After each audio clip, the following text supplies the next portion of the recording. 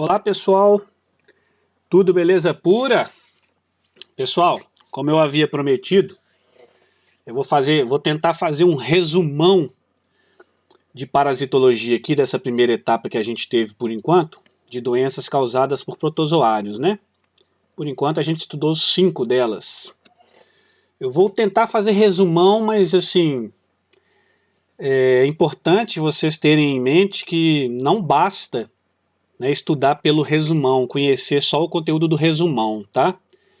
Para vocês terem uma ideia, durante uma aula de 2 aulas de 45 minutos que a gente tem nas sextas-feiras, aquilo ali já é um resumão, tá? Já é um conteúdo muito resumido. Então, o aluno de um curso superior da área de saúde, ele tem que ir além daquilo ali, beleza? Tem que estudar artigo, tem que estudar pelo livro também. O conteúdo da aula já é muito resumido. Então eu vou fazer um resumão aqui do que já é muito resumido.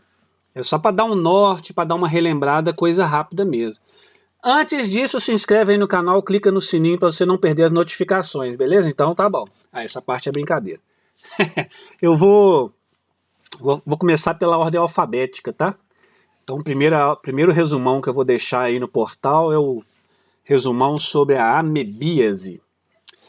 Então, de uma maneira bem sucinta e bem rápida, vamos retornar ao estudo aqui da amebíase, que é uma doença causada por protozoário, né, uma doença parasitária intestinal causada por protozoários desta espécie, Entameba histolítica. Tá?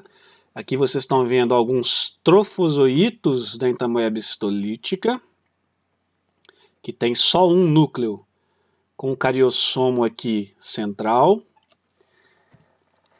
Lembra? E aqui vocês estão vendo o cisto da Entamoeba histolítica, a forma de resistência, que tem no máximo 4 núcleos no seu interior, diferentemente da Entamoeba coli. Tá?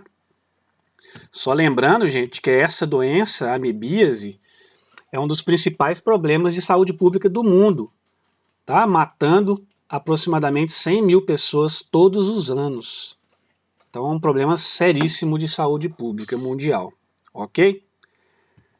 Lembrem-se também que é especialmente relevante para o diagnóstico dessa doença a gente conheceu uma outra espécie de ameba que pode habitar o intestino grosso humano, chamada Entamoeba dispar, né?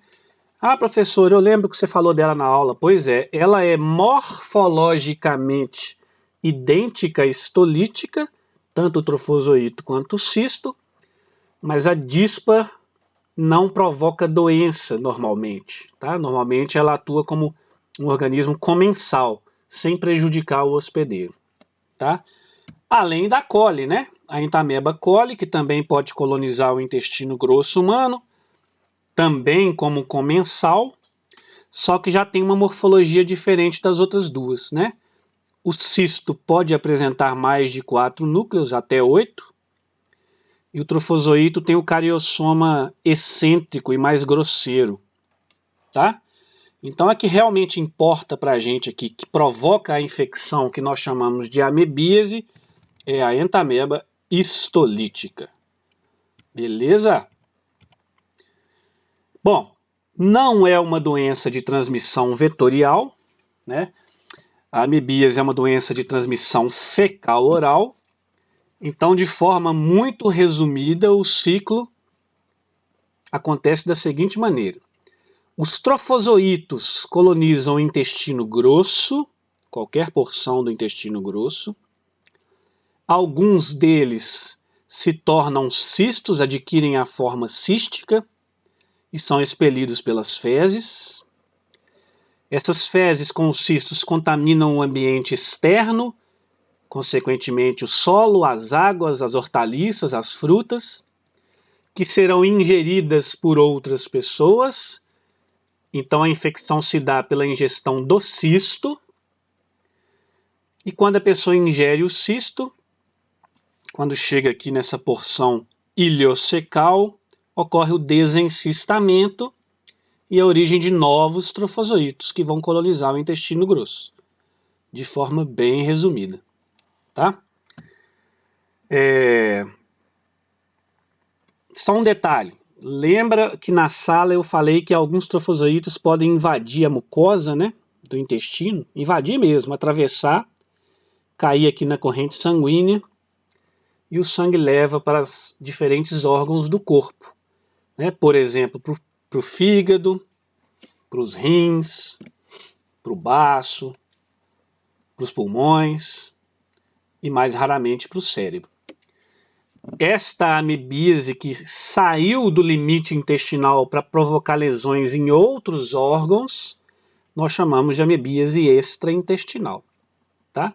E os sintomas que o paciente vai apresentar depende de qual é o órgão que está sendo atingido, né? Entre outras coisas, ok?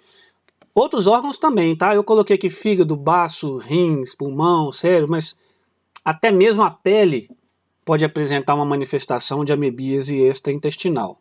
Ok, gente? Deixa eu passar esse rápido aqui. Então a transmissão é fecal-oral, como eu já tinha dito, como é a transmissão de outras parasitoses, né? Inclusive a giardíase, que é protozoose também, e algumas verminoses que nós vamos estudar na segunda etapa da disciplina, ok? Quais são os sinais e sintomas da amebíase? Normalmente nenhum, né? A pessoa pode portar a entamoeba histolítica no seu intestino sem manifestar. Aliás, a maioria, tá? A maioria dos casos é assintomática. Mas quando a infecção se manifesta em um indivíduo, os principais sintomas são, na forma diarreica, a própria diarreia, né, um número um pouco aumentado de evacuações, as fezes podem estar líquidas ou pastosas, desconforto e cólicas abdominais, a famosa dor abdominal, dor de barriga, né? Algumas vezes febre, mas não tão comum na forma diarreica da amebíase. Porém, a amebíase pode apresentar a forma disentérica, né? Aí o paciente tem disenteria, que é uma diarreia mais frequente, mais evacuações diárias, e juntamente com as fezes líquidas ou pastosas, apresenta muco e sangue, né? São fezes mucossanguinolentas, tá? A doença é mais intensa, é mais severa. As cólicas são mais intensas, as dores são mais fortes, náuseas, vômitos, tenesmo. A febre já passa a ser apresentável com mais frequência nessa forma, né? Juntamente com calafrios. Porque nesta forma, as amebas estão invadindo a mucosa intestinal, invadindo a ponto de provocar úlceras, né? Isso aqui que vocês estão vendo é a mucosa intestinal com úlceras. Cada pontinho desse aqui é uma úlcera. Aqui, aqui, aqui, aqui. É uma ferida aberta aqui, provocada por amebas, tá? Elas vão perfurando a mucosa e se espalhando ali embaixo, perdão, formando essa úlcera em forma de botão de camisa aqui. Essas úlceras podem crescer, podem se confluir umas com as outras, né? E começa a provocar as complicações da amebíase. Olha o intestino com umas áreas de hemorragia aí por causa de ameba, tá? Quais complicações? Uma febre mais elevada, uma disenteria mais intensa, uma prostração, uma dor abdominal fortíssima, desidratação, hepatomegalia, perfuração intestinal com uma peritonite consequente, gravíssimo, pode até provocar uma sepse, né? Aí são as bactérias que contaminam o sangue, se espalham pelo organismo, e até mesmo a apendicite, né? Que fica logo ali na região do seco, então isso pode acontecer também, tá? Então é uma doença que normalmente não provoca manifestações severas, aliás, na maioria das vezes nenhuma manifestação, mas em muitos casos ela pode provocar complicações gravíssimas e a morte. Inclusive mata aproximadamente 100 mil pessoas por ano. Claro, nas regiões mais desprovidas de saneamento básico, educação sanitária, condições socioeconômicas desfavoráveis, né? O diagnóstico rotineiro é feito pelo EPF, Exame Parasitológico de Fezes, para encontro de cistos em fezes formadas ou trofozoítos em fezes diarreicas, tá? Esse é o rotineiro, né? O exame microscópico da lâmina. Existem vários medicamentos capazes de tratar uma infecção por entamoeba histolítica, tá? Mas os mais usados e mais conhecidos são esses daqui, o metronidazol. Esse aqui vocês vão ouvir falar demais, porque ele é usado para várias doenças, tá? Não só amebíase. Aqui eu tampei aquele gel vaginal que estava aqui, para vocês não confundirem as coisas. Secnidazol, tinidazol, ornidazol e várias outras, tá? Essas 4 que eu citei aqui, metronidazol, secnidazol, tinidazol, ornidazol, também servem para giardíase, né, outra infecção intestinal causada por protozoário. Bom, e a profilaxia?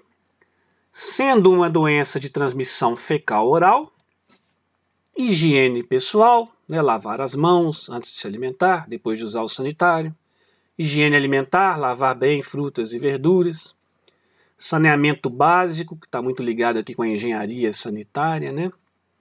Tratar os indivíduos infectados, que são fonte de infecção de cisto para o meio ambiente, educação sanitária e combate aos vetores mecânicos, aqui me referindo a moscas e baratas, né? Não deixar acumular lixo, por exemplo, para não atrair esses insetos e eles disseminarem a infecção.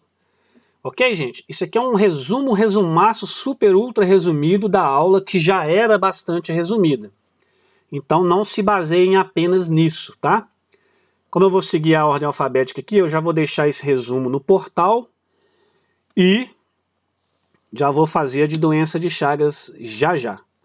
Grande abraço, pessoal!